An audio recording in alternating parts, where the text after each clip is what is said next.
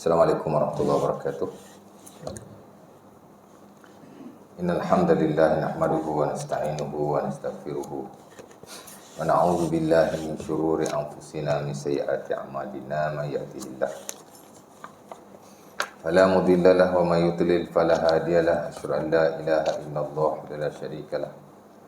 Asyhadu anna Muhammadan abduhu wa rasuluh. Allahumma shalli wa sallim ala Muhammad wa ala azwajihi wa dzurriyyatihi kama shallaita ala ali Ibrahim innaka Hamidum Majid.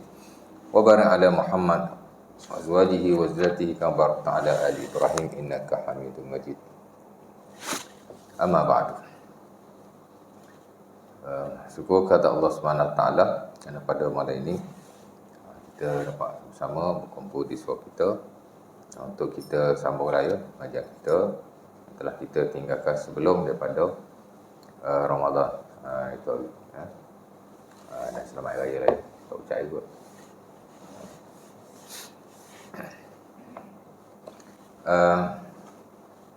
Dan last kuliah hari itu kita berkongsi tentang perihal di luar rumah, di mana kita dah sebut tentang zikir keluar rumah, ya. Dan kita kena memperbanyakkan takwa kepada Allah Subhanahu Wa Taala di samping zikir-zikir yang lain, ya. Sebenarnya dalam buku ini setelah dinyatakan perihal zikir-zikir yang khusus semasa kita berada di luar rumah, bermula daripada kita baca zikir keluar rumah lah, ya, yang saya dah kongsi hari itu. Bismillah tawakkaltu ala Allah wala haula wala quwwata illa billah. Itu satu riwayat, ya. Di mana diriwayatkan dalam Sunan At-Tirmizi dan Abi Dawud daripada Anas bin Malik. Dia kata Nabi bila keluar rumah, Nabi sering membaca zikir atau wirid yang demikian, ya. Wirid ini zikir lah, zikir yang dirutinkan, wirid lah, ya. Jadi wirid ini tak semestinya zikir selepas solat.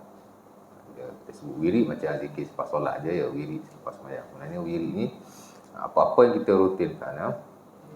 Daripada zikir lah, ya. Dan juga boleh kita kata apa-apa yang kita rutinkan daripada amalan tu sendiri, boleh kita kata wirid, ya.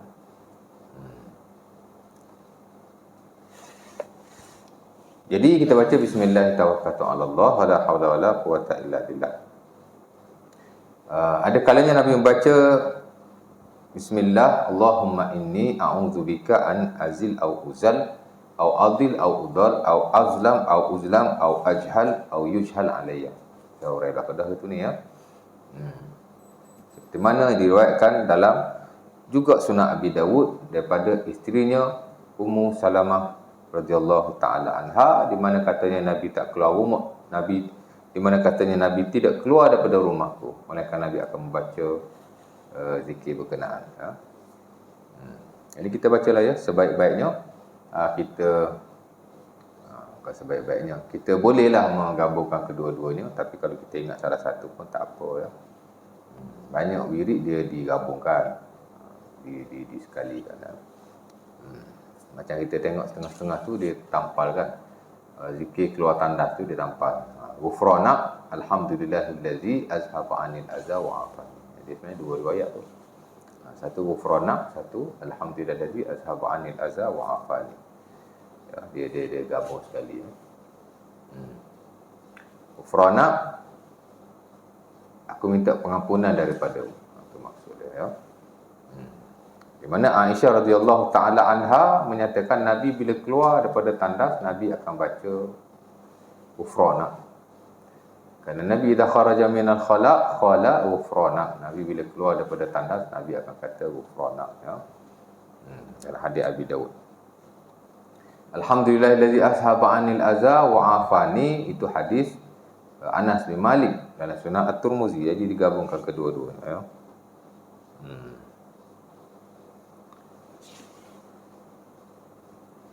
Kita masuk tanah pun sama juga. Ada ditampal bismillah. Allahumma inni a'udzubika minal khubsi ataupun khubusi wal khaba'is. Dua bacaan di situ. Boleh khubsi, boleh khubusi wal khaba'is. Bismillah lain. Bismillah riwayat lain, ya. Itu hadis Tirmizi daripada Ali bin Abi Thalib.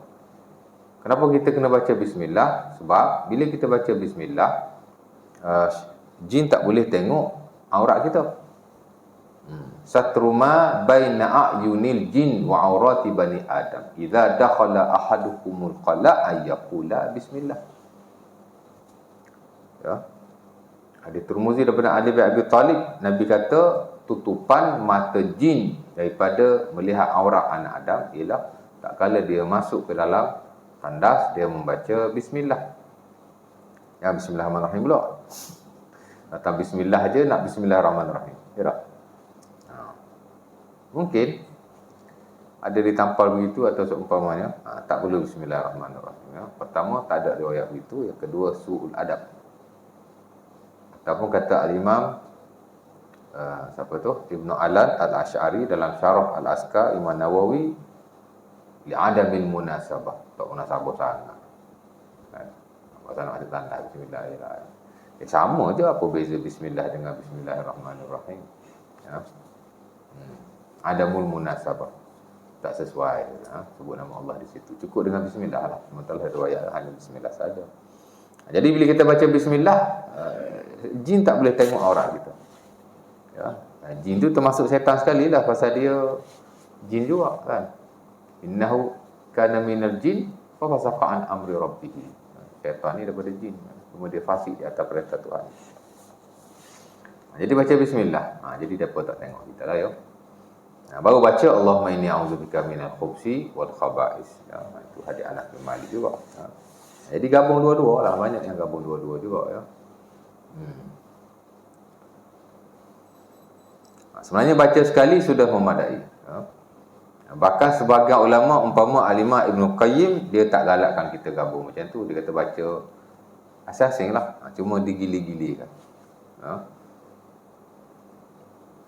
Sekali kita baca macam ni, sekali kita baca macam ni. Ya. Tapi sebagian melihat menggabungkan tidak ada masalah dalam setengah-setengah keadaan. Macam keluar tandas, masuk tandas, gabung tak ada masalah. Tapi setengah-setengah ibadah dia tak boleh. Macam tahiyat Nabi baca macam-macam tahiyat kan. Pergi gabung pula. Ya.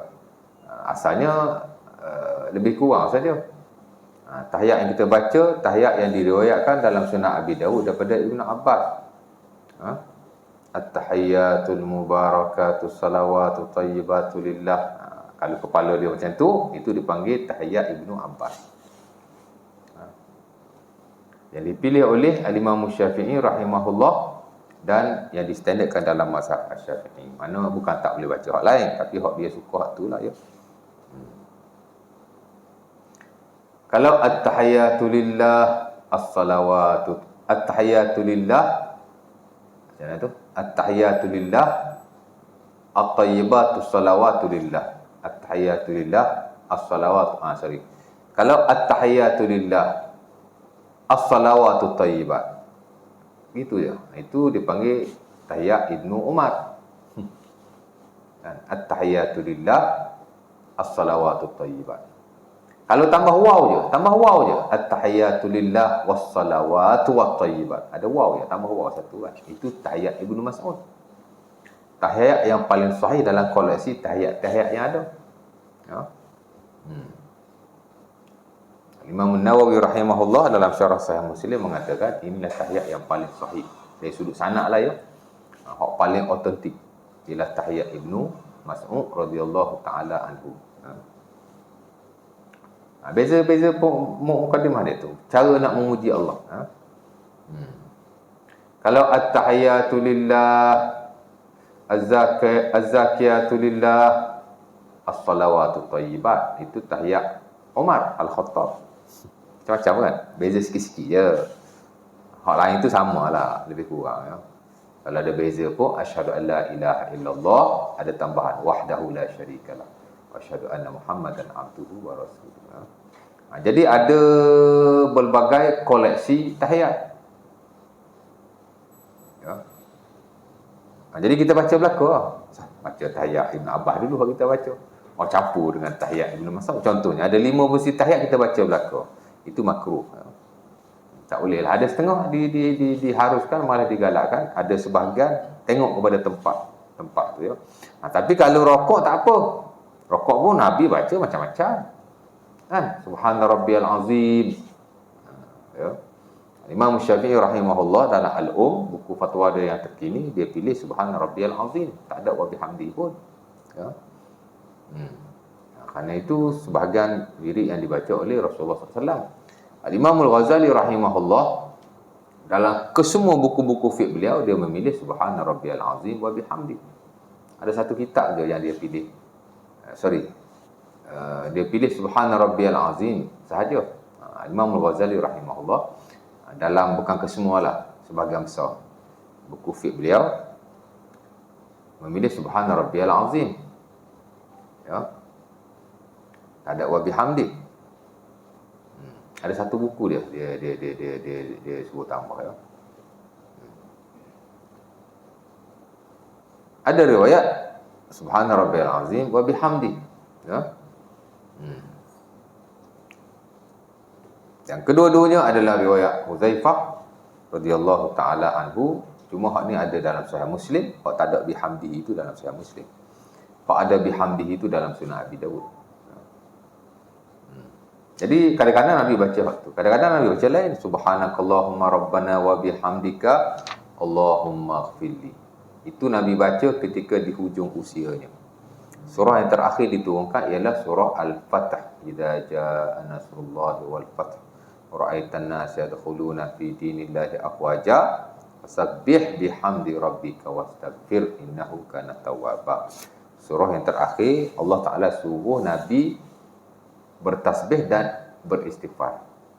Jadi bila Nabi semayang, di luar semayang pun sama, kata Aisyah radhiyallahu taala anhu dalam Sahih Muslim, bila hujung usia Rasulullah, mana dekat-dekat Nabi nak wafat, sementara diturunkan ayat itu, suruh Nabi bertasbih dan beristighfar.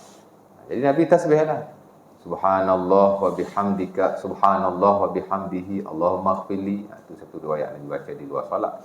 Tapi kalau dalam salat Nabi baca subhanakallahumma rabbana wa bihamdika Allahumma ighfirli. Karena Nabi yuksir an yaqul subhanak inda sujudihi wa inda ruku'ihi wa sujudihi. Dan hadis itu Aisyah kata kana Nabi yuksir an yaqul inda ruku'ihi wa sujudihi subhanakallahumma rabbana wa bihamdika Allahumma ighfirli. Rasulullah banyak membaca ketika rukuk dan sujudnya subhanakallahumma rabbana wa bihamdika Allahumma ighfirli. Maha suci Engkau ya Allah, dan dengan kepujian Engkau ampunkanlah dosaku. Mana memuji Allah, bertasbih kepada Allah, istighfar. Betul. Dan Aisyah sebut dalam riwayat lain dalam Sahih Muslim, itu bacaan zikir Nabi at the end of his life. Mana hujung-hujung Nabi banyak bertasbih dan beristighfar secara sekaligus, ya. Baca waktu lagi, dah banyak lagi yang lain, ya. Subuhun Qudus Rabbul Malaikati Warruh. Koleksi wirid Nabi banyaklah masa rukuk tu. Jadi kita campur semua lah, ya. Boleh tak? Rukuk harus, ya. Rukuk boleh. Sujud pun boleh. Apa asasnya ulama kata boleh tu? Kerana rukuk dan sujud mahallud doa, dia tempat doa. Tempat doa. Tahiyat pun tempat doa juga, tapi lafaz at-tahiyat tu dia bukan doa. Selepas itu digalakkan doa, tapi at-tahiyatul mubarakatus salawatut thayyibat tu dia bukan doa. Ya. Jadi ada tempat dibenarkan atau digalakkan, ada tempat tak boleh. Jadi kalau kita ingat semua, kita baca semua dalam rukuk, especially ketika sembahyang seorang lah, ya. Digalakkan oleh sebagian ulama, walaupun ada sebagian tak galak juga, ya. Standard dalam mazhab Syafi'i digalakkan. Rukuk, sujud, ya. Kita memperbanyakkan bacaan-bacaan Rasulullah SAW. Tapi kalau tahiyat, saya ingat sepakat para ulama tak digalakkan. Campur-campur macam tu, ya. Cukup dengan satu tahiyat. Cuma kalau kita ingat semua, kita baca semua dalam tahiyat yang bersilih ganti. Mungkin tahiyat masa rakaat kedua kita baca hak ni, rakaat keempat kita baca hak ni pula. Itu boleh. Di tempat-tempat yang berbeza, ya. Jadi kita keluar rumah kita baca hak tu lah, ya. Kemudian saya dah kongsi tentang doa naik kenderaan, doa ketika melihat kemalangan, ya. Kita hari ni tengok accident, lawak nak ambil video. Doa tak, kan? Ya. Sedangkan doa bila kita baca ketika melihat musibah-musibah di perjalanan, kebaikannya untuk kita juga. Siapa yang melihat musibah ketika dia musafir, lantas dia membaca alhamdulillahilladzi afana wa mabtalana wa faddalana ala katsirin mimman khalaqa tafdila ufiya lahu min dzalikal bala. Ya. Hadis itu diriwayatkan dalam Sunan Abi Dawud ataupun Tirmizi daripada Ibn Abbas radhiyallahu taala anhu. Ya. Walaupun sebahagian menghasankan hadis itu, mensahihkannya, dan sebahagian kata tak berapa sahih. Adalah perbahasan sanadnya. Tapi saya kira sebagai ulama yang berpengetahuan lah dalam hadis, ulama-ulama hadis ada yang menghasankan. Bahkan An-Nawawi memasukkan doa itu dalam buku zikirnya. Kalau doa itu boleh amal, tak ada masalah pun. Tapi kalau hasan lagi bagus. Siapa-siapa yang baca alhamdulillahilladzi afana ketika dia melihat kemalangan ketika musafir lah ya. Sebab tu wirid ni dia termasuk dalam wirid yang digalakkan kita baca ataupun zikir yang digalakkan kita baca ketika melihat musibah di pemusafiran. Dalam set wirid atau zikir semasa musafir ni dia masuklah. Siapa-siapa yang melihat suatu bala, musibah, of course lah ketika ia berlaku ke atas orang lain. Kita tak kena, tapi kita tengok benda tu. Lantas dia berkata, alhamdulillahilladzi afana. Maha suci Allah, segala puji bagi Allah yang memberi afiat kepadaku. Aku tak kena, dia kena. Jadi puji Allah lah ya. Kan? Ada orang dia tak pernah kena masalah di pertengahan jalan. Tak pernah lah ya. Ada orang dia selalu kena, ada orang dia tak kena. Kalau kena pun sekali-sekala lah. Saya dah baca, ustaz kena juga. Susah macam tu kan. Sahabat Nabi yang baca wirid-wirid keselamatan pun mati kena bunuh juga pun. Jangan kata macam tu kan. Jadi bila kita lihat, kita kata segala puji bagi Allah yang mengafiatkan aku daripada bala ini. Alhamdulillahilladzi afana, mengafiatkan aku. Mana dia Allah Taala tak bagi aku musibah macam ni ya. Wa mabtalana, dan Allah Taala tidak memberi bala kepadaku. Puji Allah sebab dia memberi afiatan kepada kita dan tidak menguji kita dengan ujian bala seumpama itu. Wa faddalana ala katsirin mimman khalaqa tafdila, dan memberi kelebihan kepadaku berbanding orang-orang yang lain dengan kelebihan-kelebihan tertentu. Jadi kita puji Allah sebab Allah Ta'ala mengafiatkan diri kita, tidak menimpakan kita dengan musibah seumpama itu, dan memberi kelebihan-kelebihan tertentu kepada diri kita. Memang setiap orang ada kelebihan-kelebihan tertentu. Memang ada. Ya.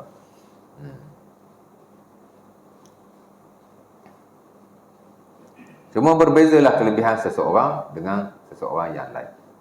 Ya. Dan semua itu dilakukan oleh Allah Subhanahu Wa Taala di atas hikmah yang teramat besar. Dan yang paling jelas ialah untuk kesinambungan kehidupan manusia di atas muka bumi. Ya. Ada benda kita tak mahu, tapi sunnatullah, dia memang berlaku. Semua manusia nak pandai berlaku. Tapi at the end of the day, ada manusia yang bodoh. Confirm ada. Yang tak cerdik. Ya. Kan? Buat macam mana pun. Sebab kalau semua manusia cerdik berlaku atas dunia ni, susah dunia. Ya. Laula daf'allahu an-nasa ba'dahum bi ba'din la fasadatil ardh. Kalau Allah Ta'ala tak buat begini, tak ada yang baik, tak ada yang jahat, tak ada yang elok, tak ada yang buruk, tak ada yang pandai, tak ada yang bodoh, tak ada yang kaya, tak ada yang miskin. La fasadatil ardh. Nescaya bumi akan rosak, dunia akan binasa. Kalau manusia pandai berlaku, susah tuan. Betul tak? Ya. Dengan sebab ada sebagian orang tak pandai lah, dunia boleh survive. Atas kita pun. Kan? Semua orang boleh jadi imam belaka. Siapa nak jadi makmum? Bertumbuk berebut nak jadi imam, contohlah ya. Tapi hak nak pandai jadi imam tak berapa orang. Okeylah. Hak pandai jadi imam jangan marah hak tak pandai jadi imam pula. Asyik aku je. Bila kau orang nak jadi imam ni? Bagus juga dia nasihat tu. Ya. Tapi itu sunnatullah ya. Kita kena faham ya. Kalau manusia kaya belaka, siapa nak buat kerja-kerja? Kan? Kalau manusia bijak belaka, siapa nak buat kerja-kerja sapu sampah contohnya? Tak boleh nak kerja kan? Payah juga kan? Jadi ada hikmah yang besar untuk kehidupan kita ya. Tapi bukan makna kita suruh jadi bodoh, kita suruh jadi miskin, tak begitu ya. Walau bagaimanapun kita sentiasa disuruh atau digalakkan sentiasa meminta kelebihan daripada Allah Subhanahu Wa Taala. Allahumma inni as'aluka min fadlik. Kita keluar masjid kan, doa yang digalakkan kita baca ketika keluar daripada masjid, surau boleh, ialah Allahumma inni as'aluka min fadlik. Ya Allah, aku minta kelebihan daripada-Mu. Ya. Itu tempat yang khusus lah ya. Tidur tengah malam, biasanya pukul 4, 4.30 bunyi ayam kokok. Kuk. Kat Ramah Putra mungkin tak ada ayam lah kot. Tapi kalau kat Pasar 4 tu, dulu saya duduk situ, ada ayam belakang tu. India beli ayam. Habis duduk berok kat atas kereta orang. Cala-cala habis. Kan? Tapi, waktu sahur tu, confirm ayam akan berkokok lah. Normally dia akan kokok pukul 4, 1/3 yang akhir dia akan kokok lah. Bila kita dengar ayam berkokok, apa kita buat? Allahumma inni as'aluka min fadlik. Itu doa yang digalakkan ketika kita dengar ayam berkokok. Tak semestinya waktu malam, anytime, anywhere lah. Ya Allah, aku minta kelebihan daripada-Mu. Allahumma inni as'aluka min fadlik. Itu je. Iza sami'tum siyahadika fas'alullah min fadlihi fa innaha ra'at malakan. Itu dalam Sahih Bukhari daripada Abi Hurairah ataupun Muslim ya. Nawawi pun ada masuk dalam buku zikir. Nabi kata siapa-siapa yang dengar ayam berkokok, maka mintalah daripada Allah akan kelebihan. Mintalah, ya Allah beri aku kelebihan. Tak rasa Allah Ta'ala nak bagi kelebihan apa pun. Jadi minta kepada Allah kan. Kerana pada waktu itu ayam tersebut melihat malaikat. Jadi sebab ayam berkokok tu sebab dia melihat malaikat. Ya. Jadi hak ni hak genuine berkokok lah. Ada orang dia paksa ayam tu berkokok. Betul, ada setengah ayam kat kampung kan. Kita kokok dia berkokok juga. Ayam pun tengok. Ayam berikut juga. Itu tak. Ini genuine. Ayam tu berkokok memang genuine. Kalau kita paksa dia kokok ataupun kita buat-buat dia untuk berkokok, ada kan. Dia pun berkokok lah. Itu tak. Ini kalau genuine dia berkokok. Dia berkokok tu kerana dia melihat malaikat Allah Subhanahu Wa Taala. Jadi Nabi kata mintalah kelebihan daripada Allah. Maksudnya waktu mustajab lah. Sebab itu dalam koleksi waktu mustajab tu doa ketika melihat ayam berkokok. Dan bukan kita baca tu saja, kita mintalah doa-doa yang lain. Nak cerita tadi ya, dari di pertengahan jalan kita baca tu. Oh saya tak ingat Arab Ustaz, nak hafal pun tak boleh. Kod Melayu pun tak apa. Doa ni boleh kod Melayu ya.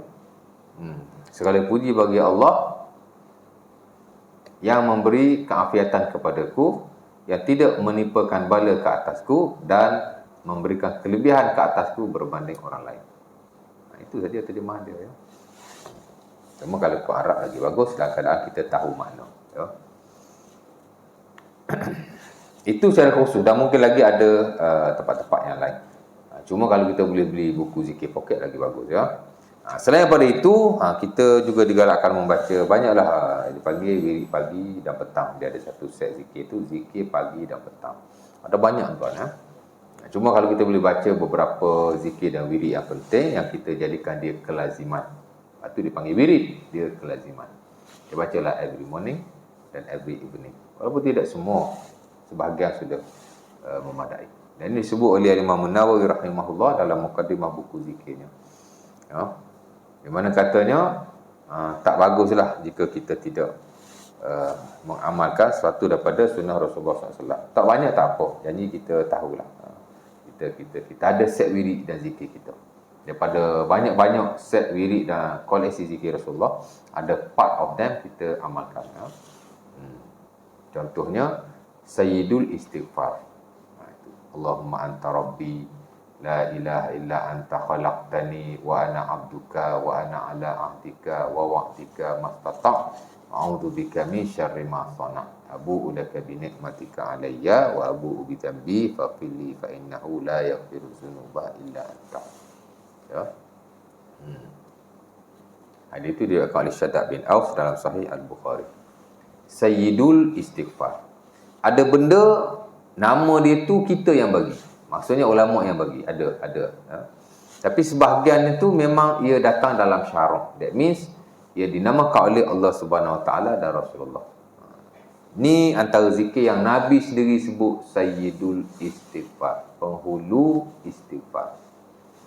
Selain daripada maknanya yang betul-betul menunjukkan bahawa kita beristighfar lah, minta ampun kepada Allah. Kelebihannya juga siapa yang membacanya, kalau dia baca waktu pagi, dia mati sebelum petang, dia mati dalam iman. Mana Allah Ta'ala akan pelihara dia, ya. Kalau dia baca waktu petang, dia mati sebelum pagi esok, maka dia mati atas iman, ya. Jadi kita bacalah sekurang-kurangnya satu kali. Nak baca banyak kali pun tak apa, ya. Tapi itu satu selawat yang itu satu istighfar yang amat bagus sekali. Sayyidul istighfar, ya. Tidak ada tempat yang spesifik untuk kita baca. Anytime, anywhere. Jangan istighfar tempat lain diganti, ambil istighfar ni pula. Konon-konon istighfar ni hok hebat kan, bagi ganti pula, tak boleh lah, ya. Ini hok umum. Mana kita boleh baca pada bila-bila masa di mana sahaja, ya. Antaranya ialah membaca a'udzu bikalimatillahi tammati min syarri ma khalaq. 3 kali satu hari. 3 kali pagi, 3 kali petang. A'udzu bikalimatillahi tammati min syarri ma khalaq. Man qala a'udzu bikalimatillahi tammati min syarri ma khalaq. Idza asbaha wa idza amsa salas marrat lam yadurruhu syai'. Atau kama qala. Dalam Sahih Muslim, Nabi kata siapa-siapa yang baca a'udzu bikalimatillahi tammati min syarri ma khalaq 3 kali satu hari, maka tidak akan dimudaratkan oleh sesuatu, ya. 3 kali pagi, 3 kali petang, tidak akan dimudaratkan oleh sesuatu, ya.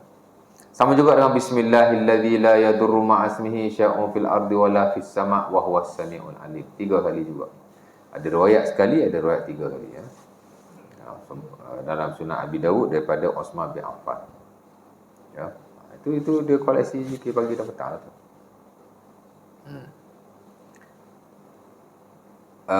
A'udzu bikalimatillahi tammati min syarri ma khalaq juga. Nabi galakkan kita baca ketika kita masuk ke dalam rumah yang tidak berpenghuni, ya.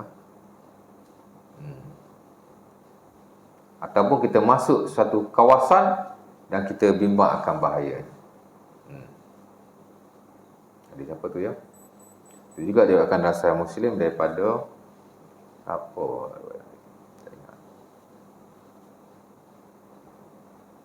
Di mana kata Nabi, man nazala manzilan faqala a'udzu bikalimatillahi tammati min syarri ma khalaq lam yadurruhu syai' hatta yartahil min zalikal manzil. Siapa-siapa yang masuk ke suatu tempat, ya, berhenti di suatu tempat, masuk satu rumah. Manzil ni dia ada 2 maksud, ya. Pertama, tempat kita berhenti, itu sebut manzil. Kita berjalan, kita berhenti tempat tu, kita panggil manzil, ya. Ataupun kita masuk satu tempat yang baru, dipanggil manzil. Manzil juga masuk dia rumah, juga disebut sebagai manzil. Mana tempat yang kita duduk lah, manzil juga. Dan kita baca zikir itu, Nabi kata tidak akan dimudaratkan oleh sesuatu sehingga dia bebas. Sehingga dia keluar daripada tempat itu, keluar daripada rumah itu, ya. Jangan masuk hutan, baca tu. A'udzu bikalimatillahi tammati min syarri ma khalaq 3 kali. That's it.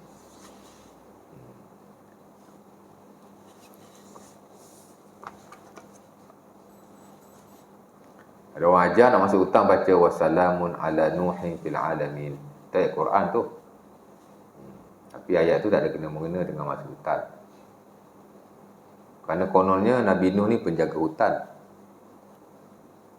Kita tak disuruh beramal. Kalau doa ni dibaca oleh Nabi Nuh sekalipun, kita tak disuruh beramal dengan doa Nabi yang lain. Doa Nabi Muhammad je kita amal. Nabi Nuh bukan Nabi kita. Kalau Nabi Nuh ada sekarang ni pun, dia tak baca amalan dia tu, dia akan baca amalan Rasulullah, kan? Umar Al-Khattab dalam Sahih Muslim, dia bawa balik beberapa perkataan yang bagus daripada Taurat. Nabi kata, buat apa kau nak baca Taurat? Kalau Nabi Musa ada sekarang pun, Taurat dia tak baca, dia akan baca Quran. Nabi Isa dia turun esok-esok, dia tak semayang cara dia semayang dulu. Dia akan semayang cara Rasulullah. Dia tak akan baca doa yang dia baca dulu. Dia tak akan baca wirid dan zikir yang dia baca dulu. Syarah mereka sudah tidak ada. Pasal apa nak kait dengan Nabi Nuh pula? Tak perlu. Itu kekarutan, kemerepekan. Ya. Tapi ada setengah buku-buku ada kan. Tapi biasa buku mujarabah lah. Buku mujarabah ni patut kena bakar. Tak boleh ada di pasaran. Banyak sangat merepek. Raja-raja yang merepek tu mari daripada mujarabah lah. Buat kotak, ada hamim, buat azimat. Semua mujarabah. Kita pergi buku agama, tokoh-tokoh agama kan, ada buku mujarabah. Tak sebada lah setengah-setengah buku kan. Kat Selangor ni saya tak pasti. Kalau kat Kelantan, kat kedai buku yang famous tu ada mujarabah itu. Kerajaan patut kena keluarkan arahan. Buku mujarabah ni bakar ya. Dan sebahagian besar daripada rujukan mujarabah ni daripada buku-buku dia panggil Al-Batiniyah lah. Syamsul Ma'arif Al-Muni, itu semua buku sihir. Tak perlu Ada orang kata nak petik buah kena baca salam Nabi Sulaiman. Tu merepek betul. Ada doa Nabi suruh baca ketika petik buah. Allahumma barik lana fi sa'ina wa muddina. Ya Allah, berkatilah kami pada cupuk kami dan pada gantang kami. That's it. Itu je. Dia suruh bagi salam kat Nabi Sulaiman. Assalamualaikum ya Sulaiman. Ataupun wassalamun ala Sulaiman. Dia ada bacaan dia panjang lagi.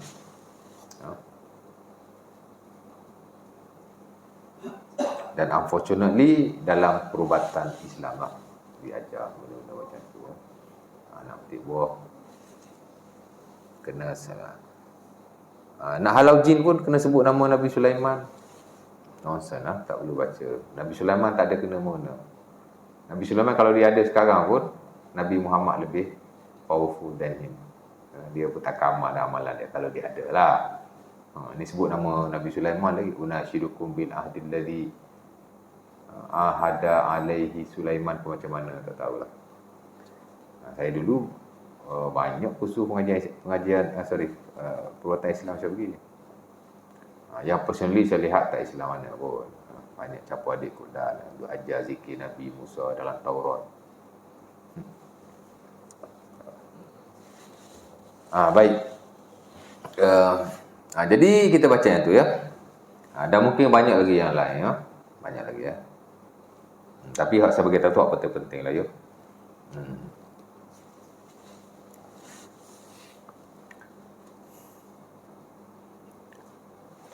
Dia nukilkan di sini banyak pagi dan petang. Digalakkan juga kita setiap pagi dan petang beristighfar kepada Allah tak kurang daripada 70 kali atau 100 hari. Kerana Rasulullah SAW berkata, ya ayyuhan nas tubu ilallah wa astaghfiruh fa inni astaghfirullah wa atubu ilaihi fil yaumi aksab min 70 marrah. Dalam Sahih Muslim, dasar Bukhari daripada Abi Hurairah daripada Al-Agharr bin Yasar, mana Nabi kata, wahai manusia, beristighfarlah dan bertaubatlah kepada Allah setiap hari, kerana aku bertaubat dan beristighfar kepada Allah setiap hari lebih daripada 70 kali. Setengah hari Nas kata 100 kali ya. Jadi astagfirullah sekurang-kurangnya satu hari, sebaik-baiknya pagi lain, petang lain lah ya. Sebab itu istighfar dia termasuk dalam wirid pagi dan petang ya. Sekurang-kuranglah astagfirullah. Nak bagi panjang astagfirullahalazim, la ilaha illa huwal hayyul qayyum wa atubu ilaih. Dan mungkin lagi ada versi-versi istighfar yang kita tahu. As long as dia datang daripada Rasulullah, maka kita boleh amalkan.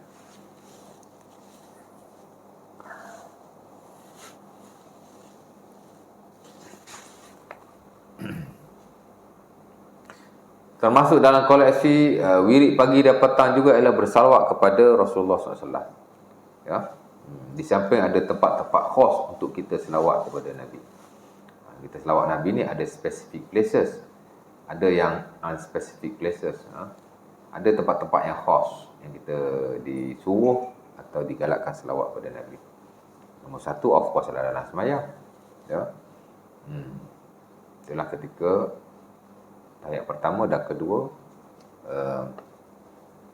dalam sembahyang-sembahyang yang lebih daripada 2 rakaat lah. Kalau 2 rakaat, mana tahiyat yang akhir saja lah ya. Ada selawat Nabi kan. Majoriti kata sunnah lah, tak wajib selawat dalam sembahyang ni. Imam Syafi'i rahimahullah saja yang kata wajib. Sebab itu dalam dipanggil hukum yang Imam Syafi'i rahimahullah bersendiri. Ada banyak ya. Salah satu ialah wajib selawat ketika solat. Dia seorang je kata wajib. Tak apalah, selawat tu masih ada dalam sembahyang. Itu specific places. Kemudian bila lagi? Ketika masuk dan keluar masjid, masuk dan keluar surau, kita selawatkan Nabi. Bismillah dulu. Allahumma salli ala Muhammad. Ataupun Assalatu wassalamu ala Rasulillah ataupun ala Muhammad. Baru baca Allah maftahli abwaaba rahmatik. Keluar masjid surau pun sama. Kita baca doa Allahumma inni as'aluka fadlik kan. Ada riwayat doa saja. Ada riwayat bismillah dan selawat sekali. Bismillah, keluar pun sama. Bismillah, Allahumma salli ala Muhammad, Allahumma inni as'aluka min fadlik. Itu perfect lah. Dua, selawat kan. Bila lagi kita digalakkan atau disuruh berselawat? Ketika kita dengar nama Nabi disebut. Al-bakhilu ma zukirtu indahu falam yusalli alayya. Adalah hadis Tirmizi daripada Abi Hurairah, Nabi kata, orang yang tidak berselawat kepadaku tak kala aku disebut ialah orang yang bakhil. Dalam hadis yang lain Nabi kata raghima anfu rajulin zukirtu indahu falam yusalli alayya. 3 kali Nabi kata rugilah seseorang lelaki itu, rugilah seseorang lelaki itu, rugilah seseorang lelaki itu bila aku disebut dia tidak berselawat kepadaku. Mana bila orang sebut nama Nabi, kita kena selawat sekurang-kurang sekali dalam satu majlis. Ni kuliah saya ni berapa kali saya sebut nama Nabi ni? Banyak kan? Betul tak? Kau tak sebut langsung? Tak mustahil. Tak mungkin lah ada orang mengajar agama nama Nabi tak sebut walaupun sekali. Tak mungkin lah. Tapi ada berlaku juga. Dulu saya pernah ikut satu kelas makrifat. Ni cerita dululah. Masa mula-mula nak jadi ustaz. Baru nak start. Belum start lagi. Saya baru nak start. Sejam juga kuliah lepas. Dia bukan kuliah lah. Sesi pengajian. Di surau lah. Tapi dia buat lepas semayang tu berkumpul. Jadi anak-anak murid dia yang kepung, masa maju semua main. Ramai lah dalam dewan tu. Dia surau. Ada tempat berkumpul dewan. Duduk kat dewan tu. Ramai. Tengok sejam lebih lah. Tak sebut nama Nabi pun. Banyak dah sebut nama orang lain. Kononnya belajar makrifat, tasawuf. Imam Ghazali pun tak sebut. Kan sebut. Patutnya sekurang-kurangnya bila sebut tasawuf ni Imam Ghazali ya sebut kan. Ada tak sebut orang lain. Syekh Abdul Qadir Jailani tahiyat tak tidak Syekh Abdul Qadir Jailani. Banyak benda disandarkan kepada beliau bukan daripada beliau. Kalau kita baca buku-buku beliau, dia seorang ulama yang amat berpegang dengan Quran dan sunnah Rasulullah SAW.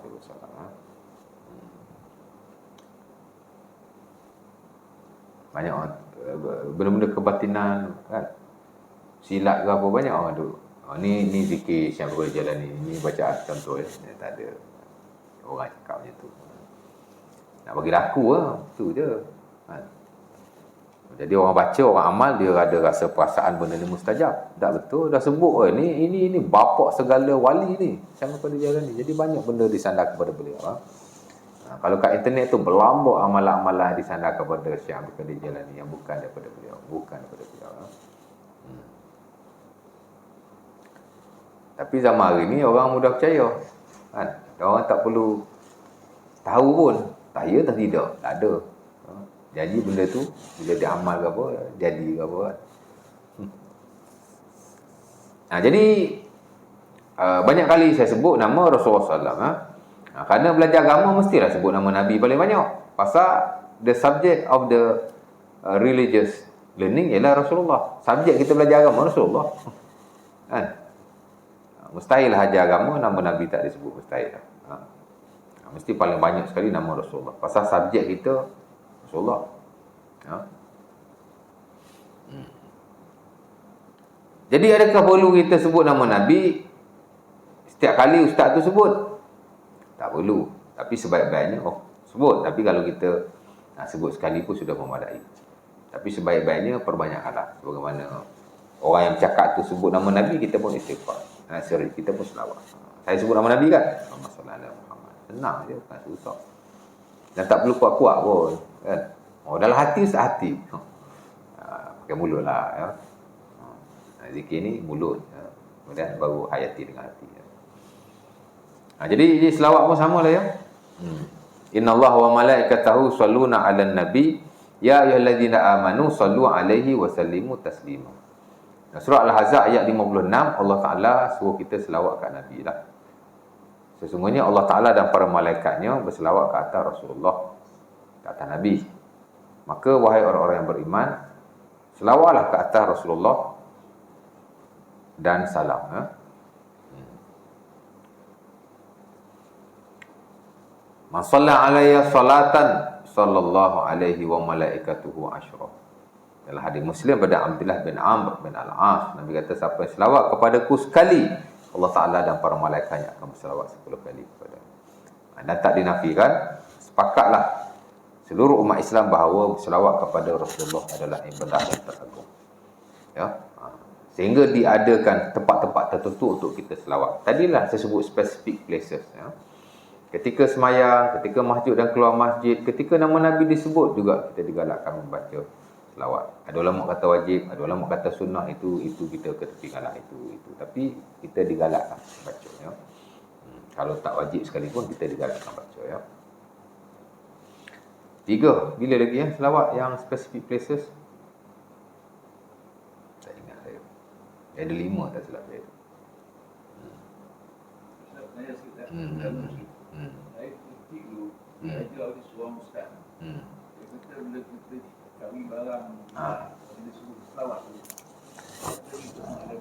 Ustaz betul lah. Tak, ustaz betul lah. Ustaz ke baru nak start?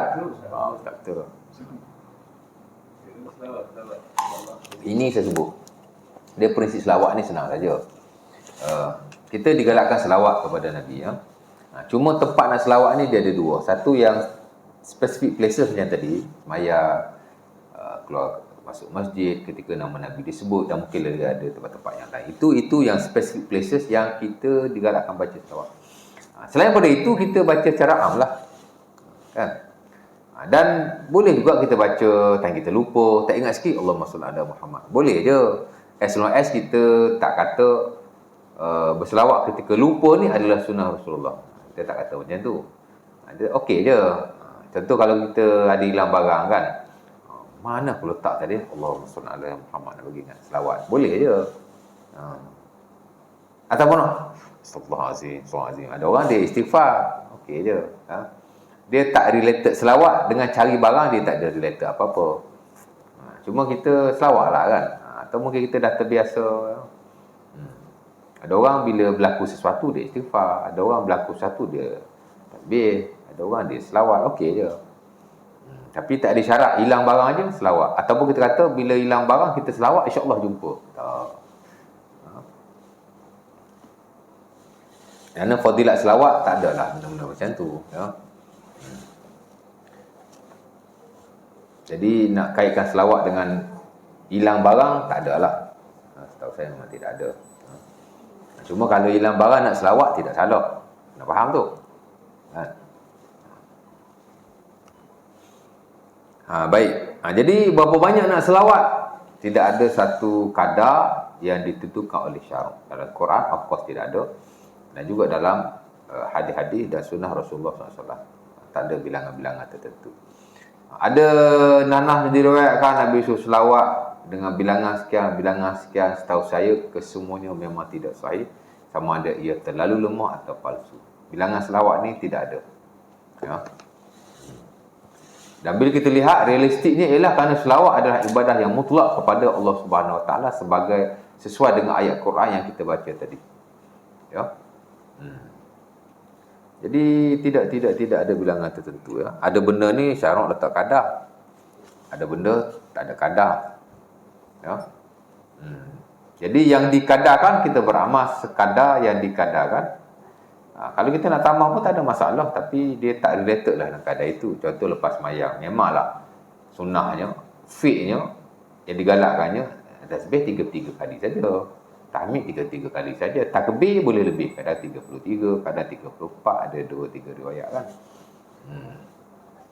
Oh sikit ustaz, mana cukup, baca je 1000 kali pun okey. Tapi yang kita tambah tu has nothing to do lah dengan wirid tu. Dia tak ada kena-mengena. Itu kita own option. Kita sendirilah. Cuma jangan kita kata yang kita tambah tu sebahagian daripada wirid tu. Hak betul-betul after prayer, itulah ketiga tu. Jadi kita nak kena faham. Jadi adalah kadar-kadar yang kita nak kena baca, setengah-setengah, tapi tidak banyak. Banyak zikir ni dia yang mutlak, yang tidak ada bilangan. Kerana dia nak bagi kebebasan dan keringanan kepada kita. Kalau syarat tentukan kadar ke semuanya. Baca ni je ada kadar, baca ni je ada kadar. Malah tak boleh lebih daripada itu. Susah kita. Mereka zikir ibadah yang ringan. Cuma ada setengah golongan yang melampau, yang berlebih-lebihan dalam bab zikir ni. Unfortunately lah, kita tahu. Of course lah yang tarekat tu. Dia memang obses dengan zikir. Sebab tu dia reka macam-macam cara berzikir, macam-macam lah. Zikir dalam kelambu lah, zikir dalam gelap lah, macam-macam. Itu cara yang direka sendirilah, yang tidak ada kena-mengena syarat. Zikir very simple. Ada zikir yang diibadahkan in specific places, diamalkan secara spesifik. Yang am diamal secara am. Ya. Dan yang paling penting ialah prinsip zikir itu kita tahu maksudnya, dan kita beramal sebaik mungkin mengikut apa yang telah naskanlah, sama ada dalam Quran ataupun dalam hadis Nabi SAW. Itu saja ya. Tapi kalau macam tarekat lah, dia zikir je, zikir.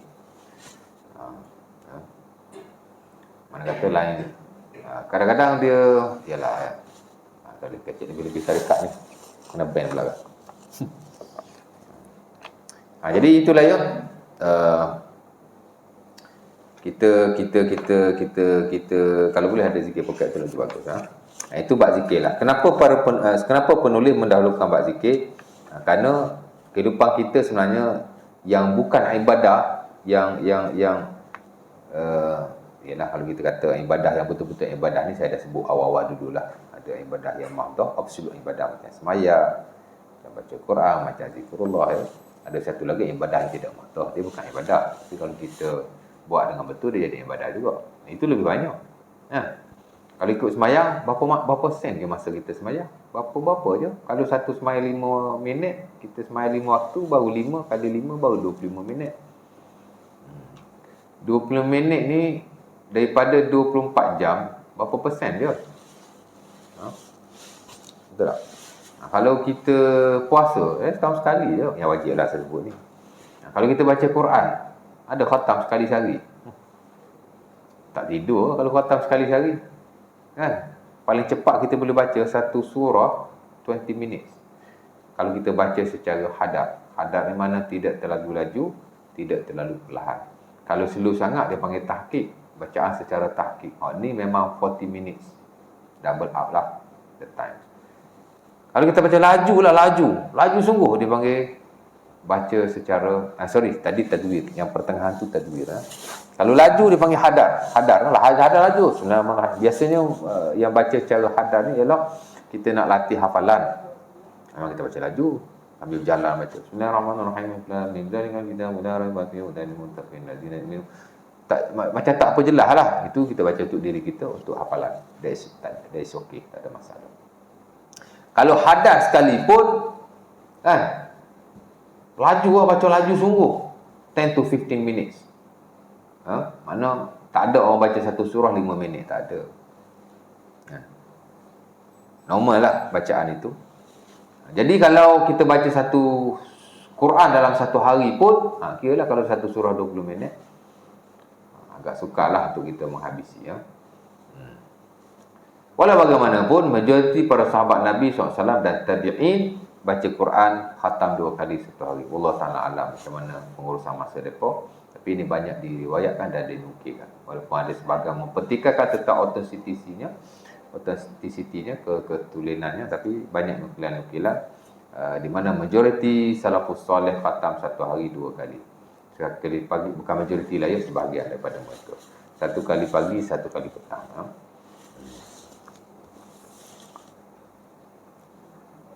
Ada nukilan-nukilan khatam sampai 10 kali satu hari, wallahu taala alam. Dengan perkalangan para sahabat dan tabi'in tak berlaku lah. Tahu saya tidak ada riwayat tentang mereka. Cuma adalah, tapi tidak banyak. Macam ada riwayat yang dikatakan sahih, disebut oleh An-Nawawi dalam buku Quran dia, At-Tibyan fi Adab Hamalatil Quran. Sebenarnya ada scholars yang mempertikaikan riwayat itu, tapi kita serahkanlah pada pengkaji sanak lah ya. Pasal ini nukilan-nukilan saja, kadang-kadang tak ada sanak pun. Di mana ulama-ulama yang terkemudian ni cerita Osman bin Affan dia semayang 1 rakaat khatam 1 Quran, Allah Ta'ala alam lah ya. Adalah 1-2 riwayat, 1-2. Mungkin kelebihan Allah Ta'ala beri kepadanya dari sudut masa, tapi ia tidak berlaku pada semua orang. Kita kembali kepada yang biasalah, biasa normal, mana amat mustahil lah untuk kita khatam Quran. Dan Nabi pun sebenarnya, kalau kita tengok dalam riwayat-riwayat sahih tentang galakan membaca Quran, yang Nabi galak ialah khatam 1 kali 3 hari. Itu kena dengan keadaan kita dan sesuai dengan logik lah. Di mana Nabi SAW berkata dalam hadis Abi Daud, hadis siapa itu? La yafqah man qara al-Quran fi aqalla min salah. Nabi kata tidak bijak orang yang membaca Quran kurang daripada 3 hari. Ya, dari situ saranan Rasulullah ialah kita baca Quran 3 hari 1 kali. Logik lah kan? Betul tak? Kalau 1 kali 1 hari pun macam tak logik. Kalau sudut masa kan? Kalau sudut masa, kalau 1 surah 20 minit, 1 hari kalau kita nak khatamkan Quran, hampir, bukan kata hampir mustahil, memang mustahil lah. Kalau kita tak berak, tak kencing, tak makan, baca je Quran, sebenarnya kita tak boleh nak menghabiskan. Kalau boleh habiskan pun challenging lah. Sebab tu tak ada riwayat Nabi sendiri membaca Quran khatam dalam 1 malam 1 kali, tak ada. Nabi sendiri. Sebab itu bila kita bila kita belajar tentang semayang, apa surah yang kita nak baca, berapa kadarnya. Sebenarnya Ibnu Mas'ud radhiyallahu taala anhu, ada orang dia baca dalam 1 rakaat surah yang teramat panjang. Banyak dia baca. Bila dah habis semayang, dia cakap kat Ibnu Mas'ud, aku malam tadi baca beberapa surah yang panjang dalam 1 rakaat. Ibnu Mas'ud kata, jangan semayang macam tu. Nabi dalam 1 rakaat hanya membaca surah-surah yang pendek, surah-surah mufassal dalam beberapa surah saja, 20 surah tak silap saya. Tak tahulah, kadang-kadang Allah Ta'ala alam ya. Tapi nak cerita begitu, at leastnya kita ada portion lah daripada Quran untuk kita baca everyday. Tak kisahlah 1 hari 1 muka surat ke, 1 hari 1 line ke, 1 hari 1 muka surat pun 2 years kita boleh khatam. 2 years. Kalau 1 hari 1 line, 1 year boleh khatam. Ataupun orang nak melazimi after semayang baca setengah muka surat, after semayang baca setengah muka surat, tak ada masalah langsung. Sebab dari sudut bila nak baca Quran, sebenarnya tidak ada tempat-tempat yang spesifik dalam syarak, tak ada. Sebab kemudahan kan. Kalau Allah Ta'ala tentukan mu kena baca Quran ni after Zuhur saja, letih macam tu. Bukan semua orang free waktu Zuhur. Kalau kita jenis hafal Quran tak apa, boleh je baca sambil berjalan. Hak jenis tak hafal nak tengok Quran ni macam mana? Sebab tu dia beri kebebasan. Syarak ni cantik ya. Sebab tu mustahil amalan agama, hukum of course lah Nabi tak boleh reka. Amalan agama ni sendiri, kalau kita back kepada nanas Quran dan hadis Nabi, dia akan selari dengan logik, selari dengan macam tu ya. Bolehlah manusia kopak tapi kalau ada benda yang pelik-pelik, biasanya dia tak ada sanad ke ataupun macam tu lah ya. Macam kita kata Osman bin Affan dia khatam 1 rakaat Quran kan. Sebenarnya dia tak ada sanad pun, dia hanya nukilan-nukilan daripada ulama-ulama juga. Tapi dia tak ada macam Sahih Bukhari ada sanad sampai kepada Osman bin Affan, tak ada lah. Walau bagaimanapun sebagian menerima. Ini mungkin kelebihan yang Allah Ta'ala beri kepada beliau. Dan ada sebagian menolak kerana tidak ada asas lah dari sudut ketulinannya. Kadang nukilan ni belum tentu betul.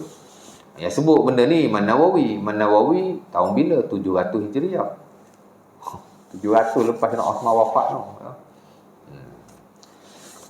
Tapi tak apa, itu bukan isu yang besar pun. Baik. InsyaAllah ta'ala, the next nanti kita sambung yang lain lagi. Jadi habislah bab zikir. Ada tanya apa-apa pasal zikir dan doa ni? Zikir dan doa ni dia sebenarnya amalan yang simple. Sebab itu dalam buku-buku fiqh, zikir dan doa lah yang paling tidak ada perbahasan. Very simple. Dia very straight to the point sebenarnya. Tak ada ulama khilaf banyak buat zikir ni. Imam Nawawi rahimahullah karang Al-Azkar.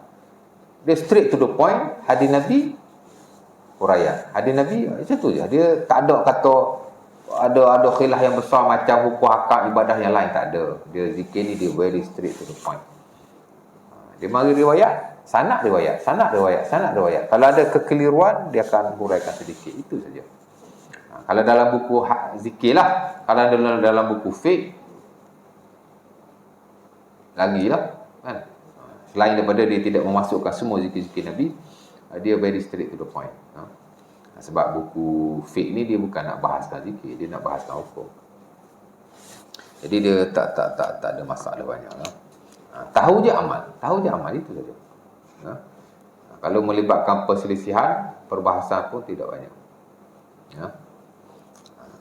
Macam kita kata, adalah tapi tak banyaklah saya ingat. Dalam bab semayang, apa je yang dibahaskan tentang zikir? Tadi ada macam boleh tak gabung beberapa zikir dalam satu tempat, itu dibahaskan. Sebagian kata boleh, tapi ada tempat-tempatnya. Sebagian kata tak boleh. Adalah baca secara bersilih ganti seumpama diamalkan oleh Rasulullah SAW. Adalah. Lepas tu zikir lepas sembahyang nak baca kuat ke nak baca perlahan? Dibahaskan pasal ada riwayatnya. Apa lagi? Saya ingat zikir tak ada banyak isu lah. Kalau sembahyang lah. Kalau Ramadan lagi tak ada. Dahlah zikir Ramadan pun tidak banyak. Ada zikir khusus Ramadan. Adalah tengok anak bulan, ada bacaannya. Ya. Bila masuk 10 akhir ada bacaannya, hak spesifik itulah. Hatta hak umum pun tak ada. Dia Ramadan ni dia bukan kata apa? Mungkinlah syariat itu nak fokus kepada ibadah puasa. Tak banyak. Tu kita duduk sembahyang tarawih, duduk selawat lah, duduk itu, duduk ini. Tak ada. Dia tak termasuk dalam set zikir ketika sembahyang tarawih, tak ada. Sembahyang tarawih dia tak ada set zikir. Itu set zikir kita sendiri. Soal boleh baca tak boleh baca tu pulang lah kan. Tapi dia yang related dengan sembahyang tarawih itu tidak ada. Haji ada banyak zikir. Especially ketika kita melakukan ibadah-ibadah tertentu, kita tawaf ada zikir, ada bacaan doanya. Ya. Tapi dia tak berat lah, tak berat. Simple je. Itu je. Al-Imam Nawawi rahimahullah dalam Al-Azkar dia campur semualah, zikir yang am, zikir yang khas, zikir yang related dengan ibadah, tidak related dengan ibadah, macam-macam kan. Ada 7 bab tak silap saya, yang besar, kemudian ada bab-bab yang kecil, ada banyak lah. Kalau dicampur-campur keseluruhan, tak kurang daripada 2000 hadis-hadis Nabi SAW yang mengumpulkan zikir dan doa daripada baginda. 2000 hadis. Dan saya lihat lebih kurang itu juga ada buku-buku zikir yang lain. Itu campur belaka tu. Cuma hak saya ada banyak ni macam tu lah ya. Kira banyak juga. Tapi macam tu lah, ada satu tempat tu ada banyak doa. Macam tu je. Ada soalan lagi? Tak ada ya? InsyaAllah ta'ala next nanti kita masuk perihal yang lain lah. InsyaAllah ta'ala. Jadi setakat itulah ya. Aku Qul Azhar. Assalamualaikum warahmatullahi wabarakatuh. Tutup majlis kita dengan tasbih kafarah.